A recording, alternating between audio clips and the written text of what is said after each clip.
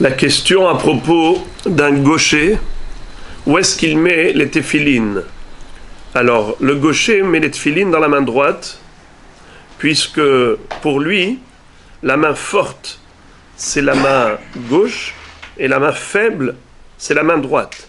La Torah nous dit, Ve'aya le'ot al yadecha. Yadecha, c'est écrit avec un he après le chaf.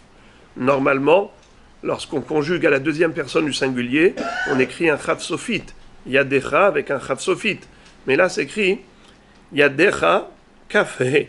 Comme si ça voulait dire Yad keha, la main faible. Tu mets les téphilines sur la main faible. Mais un gaucher, sa main faible, c'est justement la main droite. Pour tout le monde, la main faible, c'est la main gauche. Mais pour un gaucher, la main faible, c'est la main droite. Donc en effet, le gaucher va mettre les téphilines sur la main droite. Qu'en est-il pour quelqu'un qui utilise les deux mains de manière équivalente? En bidex, il fait les travaux avec les deux mains. Question, est-ce qu'il met sur la main gauche ou main droite? Eh bien celui-ci, il devient comme tout le monde. Il pose sur la main gauche. Maintenant, quel est le din si il fait tous les travaux avec la main droite et il écrit avec la main gauche? Ou le contraire, il écrit avec la main droite et il fait tous les travaux avec la main gauche.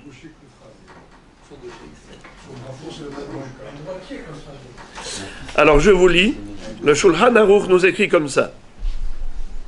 Ve'im kotev bi'imino ush'ar kol ma'asav ose bismolo.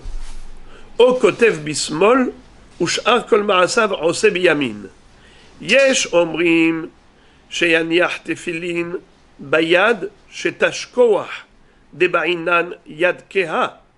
Ve'yesh omrim shehayad shekotev ba hi hashuva yamin le'inyan ze umaniach tefilin Bayad shekenegda, haga ve'achin nahug. Le Shulchan Aruch nous cite une mahloket dans ce cas. Et il dit que, selon certains, c'est la main, encore une fois, toujours, c'est la même référence. Est-ce que c'est la main forte ou la main faible? L'écriture n'a rien de plus, rien de mieux que n'importe quel mélacha.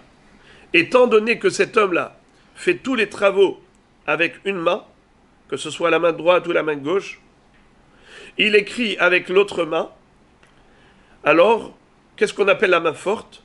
Celle avec laquelle il fait tous les travaux. C'est quoi la main faible? C'est celle avec laquelle il écrit.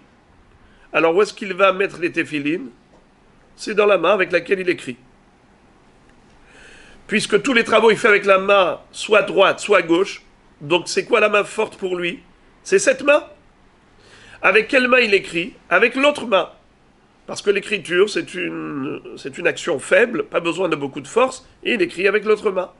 Donc on reste toujours avec le même référentiel. Tu poses les téphilines dans la main faible. Mais, deuxième shita que nous cite le Mechaber, il dit non. Le référentiel ici va changer. Ce n'est plus une question de main forte ou main faible, c'est une question d'écriture. L'écriture, pourquoi est-ce qu'elle est importante, du coup, selon cette opinion? Comme la Torah nous dit, Ukshartam le'ot al yadecha, vehayu letotafot ben ainecha, uchtavtam al mezuzot betecha uvish'arecha. Uchtavtam, c'est le verbe qui a été employé juste après Ukshartam, pour dire que la ketiva, c'est quelque chose d'important. Et la main qui permet l'écriture, la main qui écrit, c'est la main forte. Et où est-ce que tu vas faire Ukshartam? Dans la main qui n'écrit pas.